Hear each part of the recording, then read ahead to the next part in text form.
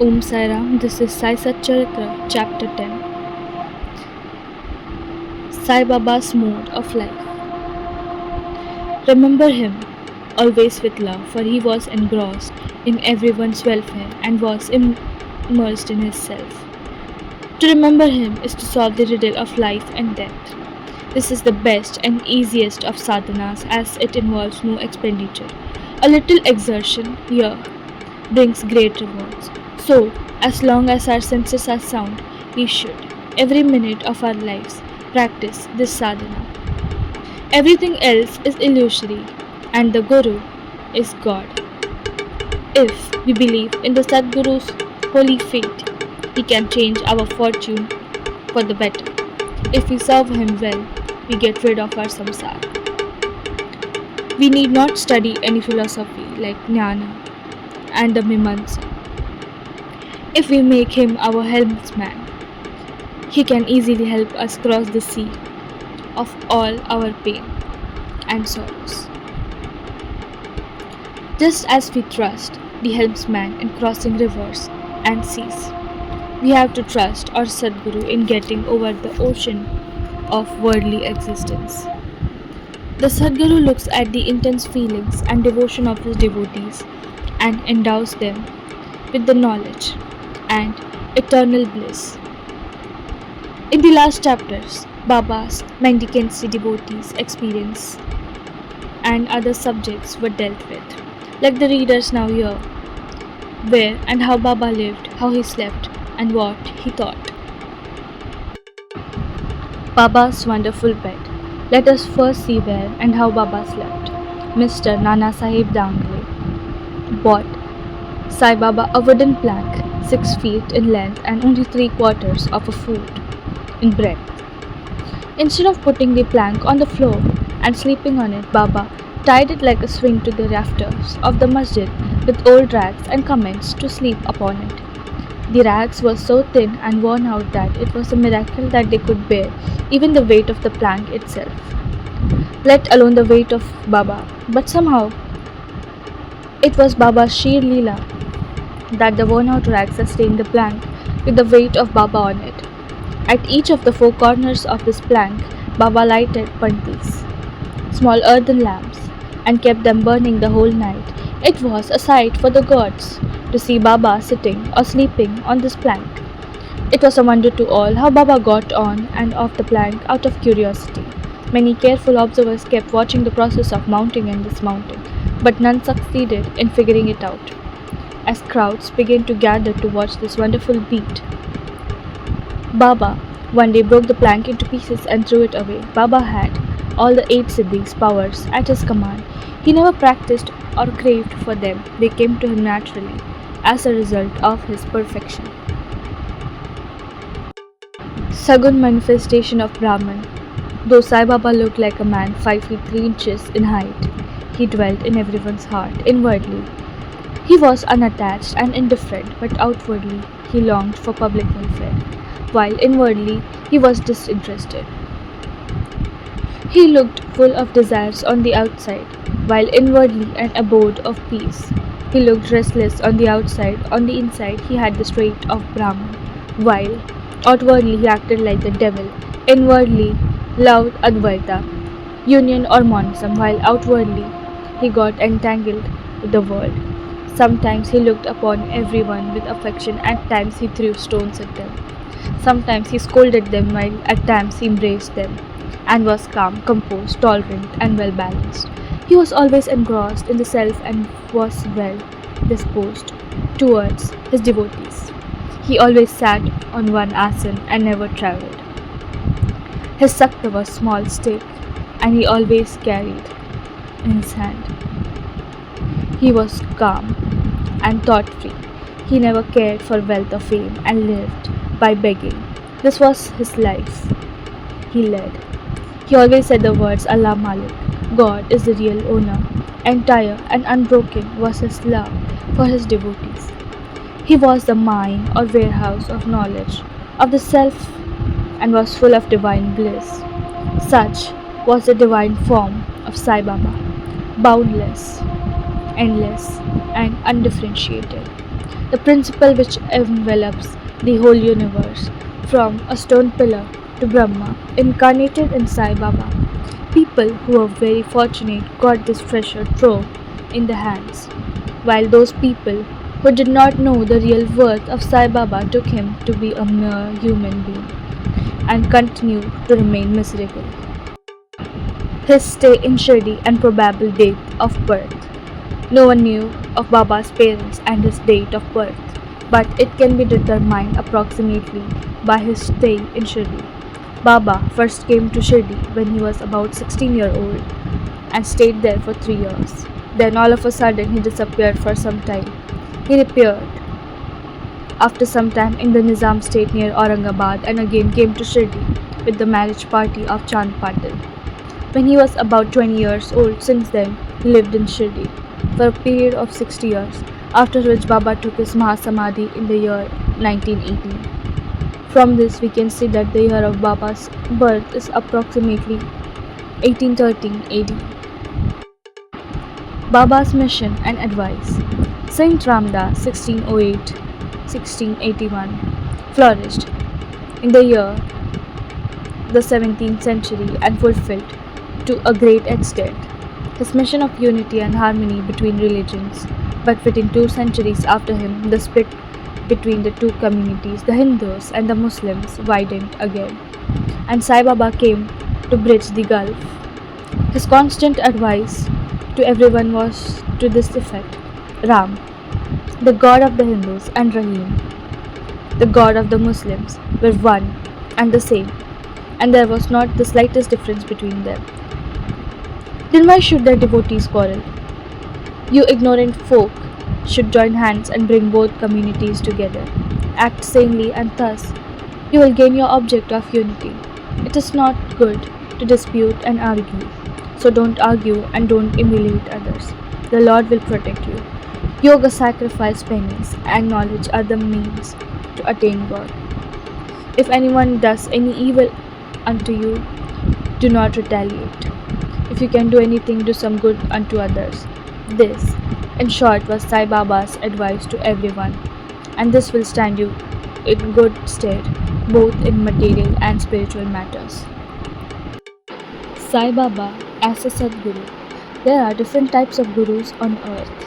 There are many so-called gurus who go about from house to house with musical instruments in their hands and make a show of their spirituality.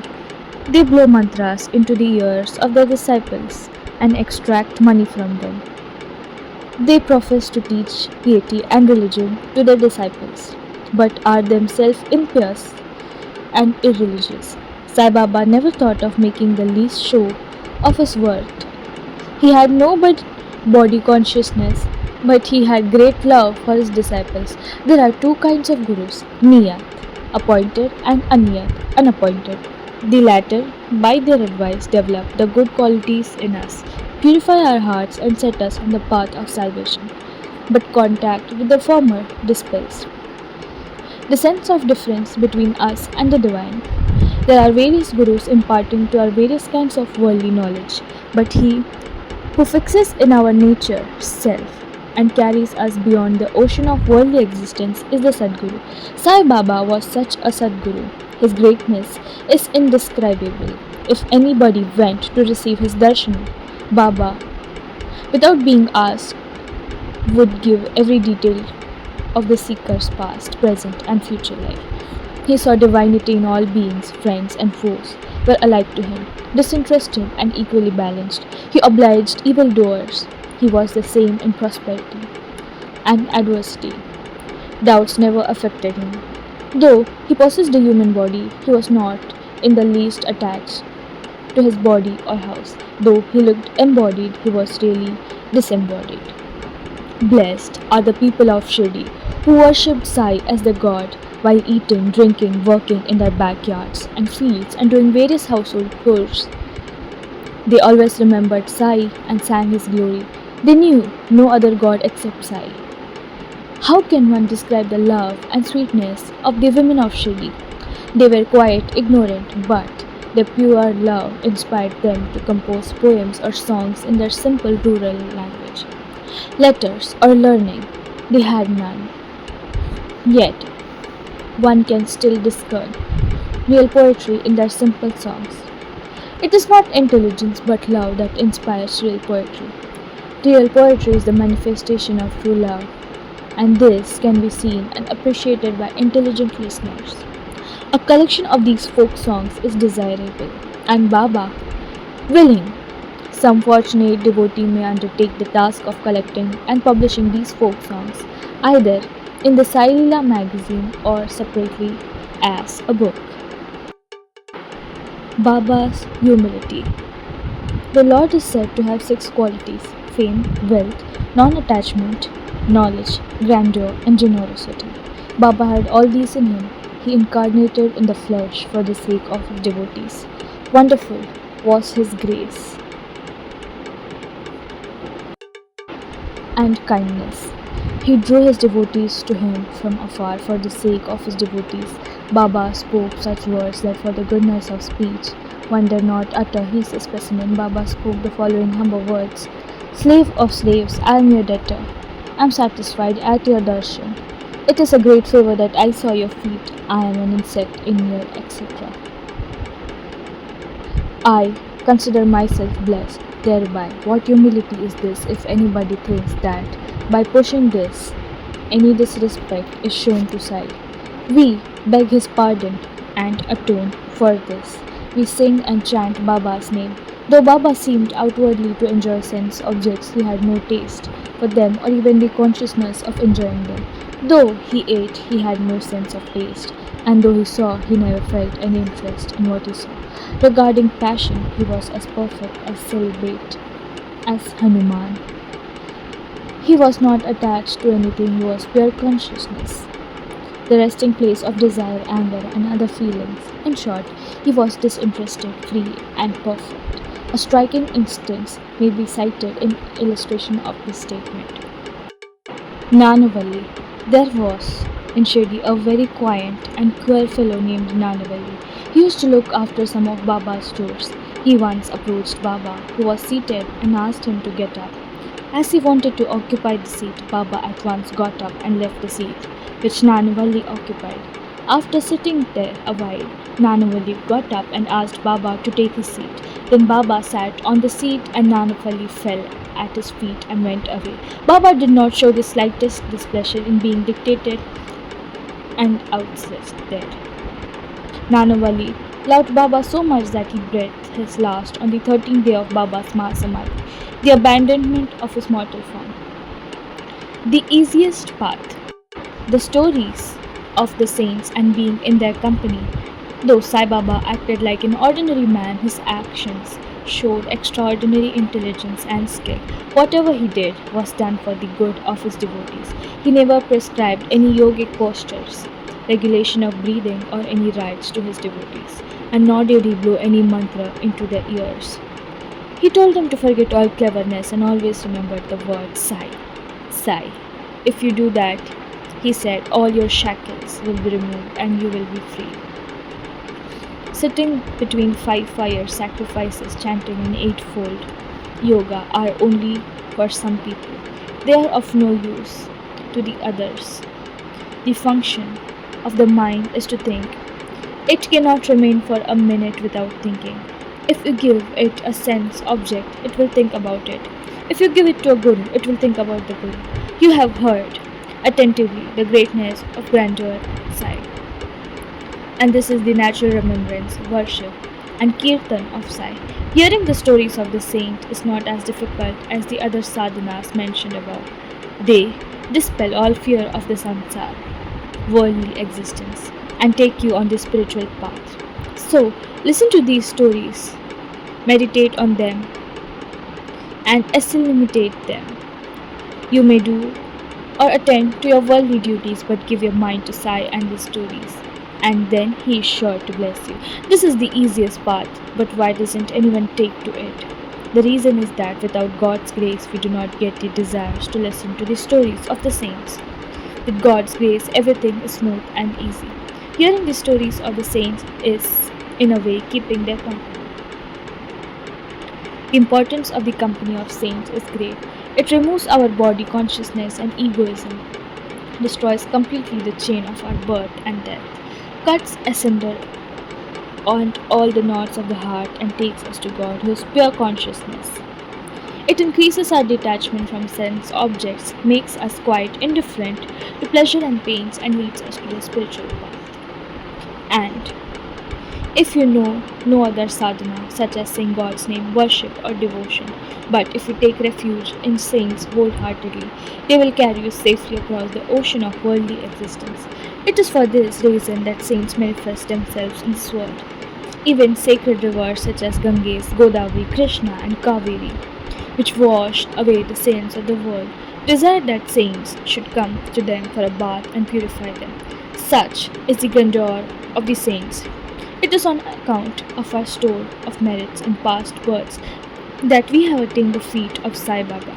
We conclude this chapter with meditation on Sai's form. The handsome Sai stands on the edge of the masjid and distributes udi to each and every devotee while deeply engrossed in his devotees' welfare. Baba knew the world was an illusion and was always engrossed in supreme bliss. Before him, we humbly prostrate ourselves. Bow to Sri Sai, peace be to all.